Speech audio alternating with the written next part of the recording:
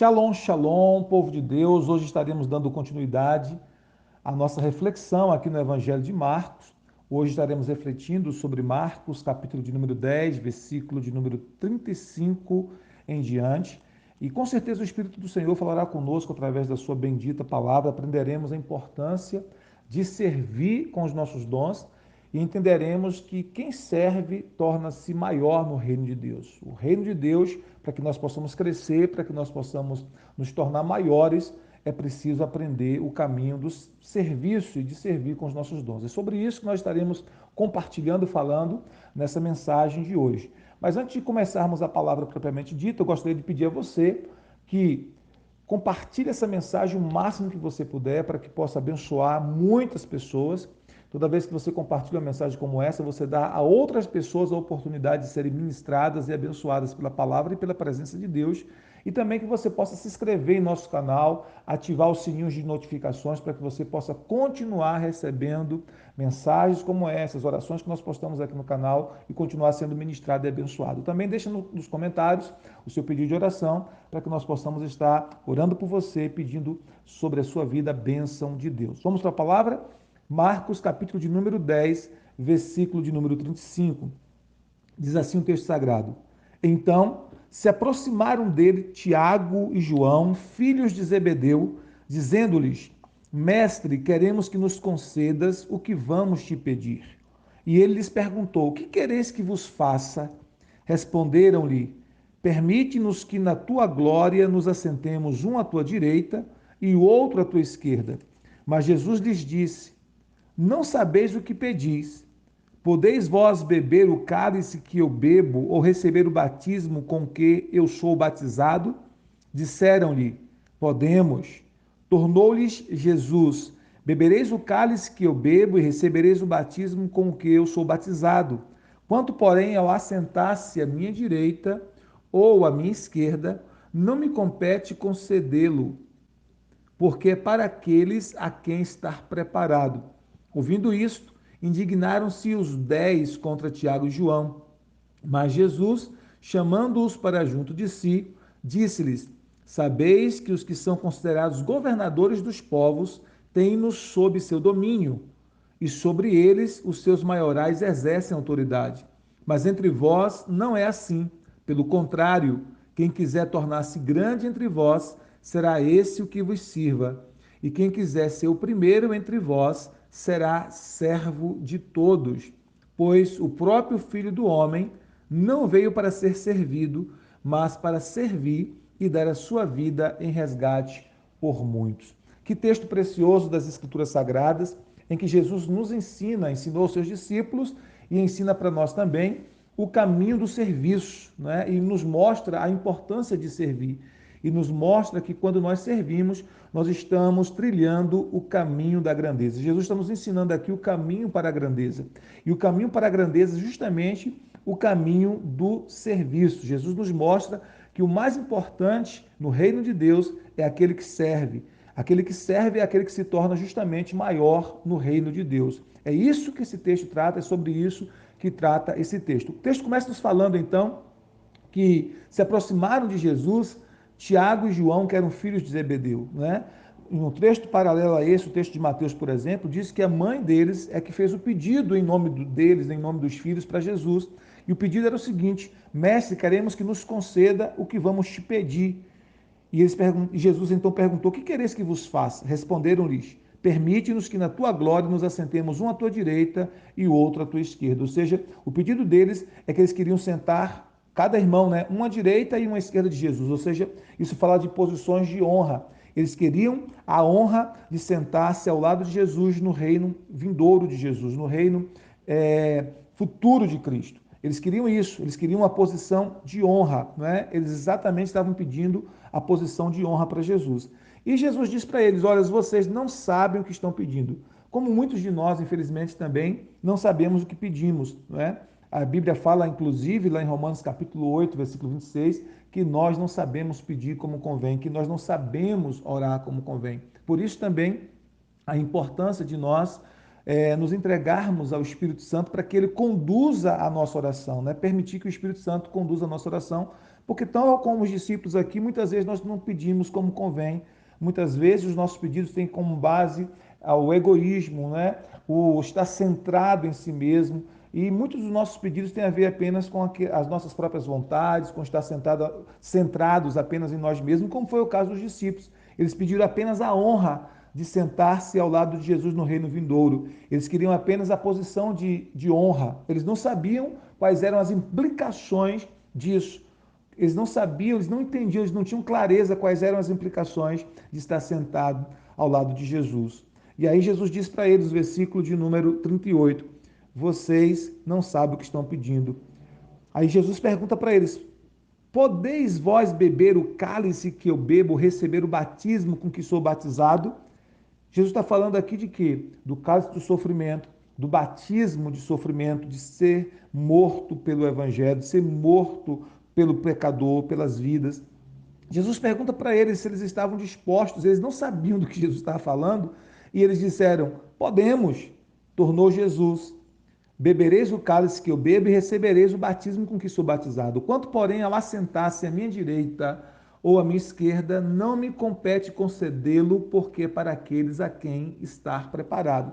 Então, sem saber mais uma vez o que estavam dizendo, quando Jesus perguntou para eles se eles podiam beber do mesmo cálice que Jesus iria beber e ser batizado com o mesmo tipo de batismo de sofrimento que Jesus seria batizado, eles responderam que podiam. Jesus disse: de fato, vocês vão beber desse cálice. De fato, vocês serão batizados com esse batismo, porque todos os discípulos do Senhor passaram por isso, com exceção de João, que foi o que morreu exilado na ilha de Patmos. Todos os apóstolos de Jesus, e com exceção de Judas, que foi, né, o traidor, todos os outros foram martirizados. Todos os outros, além do sofrimento que sofreram por pregar o evangelho de Jesus, eles morreram como mártires, eles morreram por amor ao evangelho. Então Jesus disse para eles: realmente vocês enfrentarão isso. Vocês passarão por esse batismo. Eles nem sabiam de que batismo era esse, eles nem sabiam, nem tinham ideia de que o batismo que Jesus estava falando era o batismo de sofrimento, e que o cálice também que Jesus estava dizendo que iria beber, o cálice de sofrimento, eles disseram que podiam passar por aquilo. E Jesus disse para eles: realmente vocês passarão, porém, assentar-se à minha direita ou à minha esquerda é para aqueles a quem está preparado. É para aqueles para quem estar preparado. Ou seja, Jesus deixa bem claro que essa posição não seria dada a qualquer pessoa, não era um pedido simplesmente egoísta que faria com que ele sentasse ali. Eles tinham que galgar essa posição por meio do seu serviço, da sua entrega, da sua renúncia, e Deus iria preparar este lugar para pessoas específicas. O texto então diz, no versículo 41, indignaram-se os 10 contra Tiago e João. E essa indignação dos 10 mostra também que eles queriam aquele mesmo lugar, né? É como se eles dissessem assim: por que eles estão pedindo esse lugar? Esse lugar é para mim.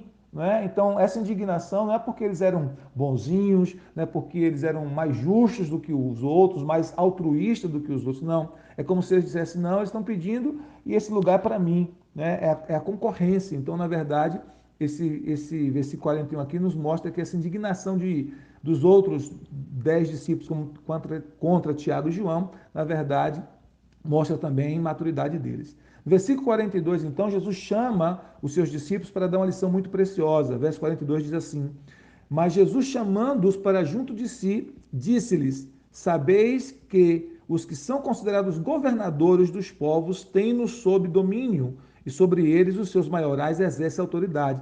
Mas entre vós não é assim.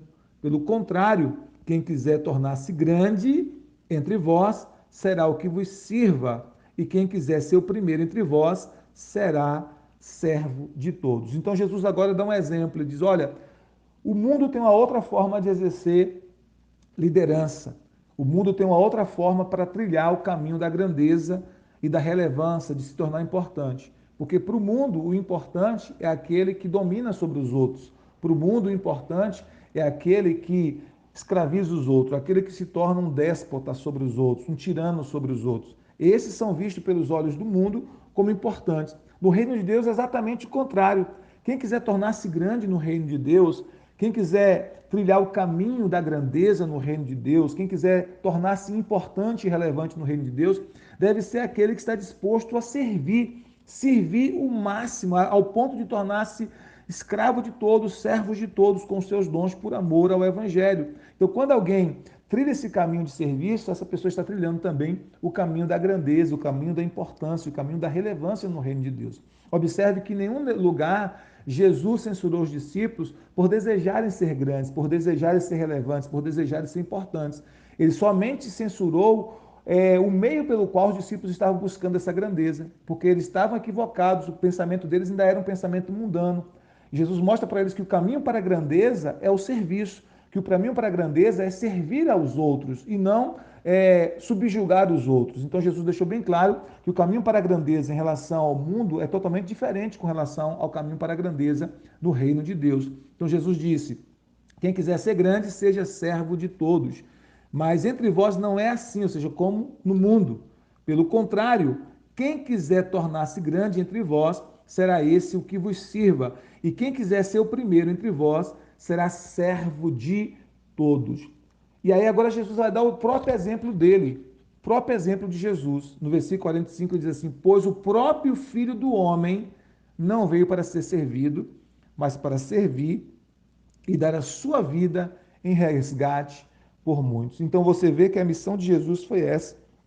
Enquanto esteve aqui na terra, Jesus serviu com todos os dons, serviu curando pessoas, serviu libertando pessoas de opressões malignas, serviu abrindo os olhos do cego, fazendo mudos falar, surdos ouvirem, fazendo pessoas paralíticas andarem, serviu entregando a sua vida, né, como o maior serviço, e serviu entregando a sua vida ali na cruz para salvar toda a humanidade, todos aqueles que nele creem.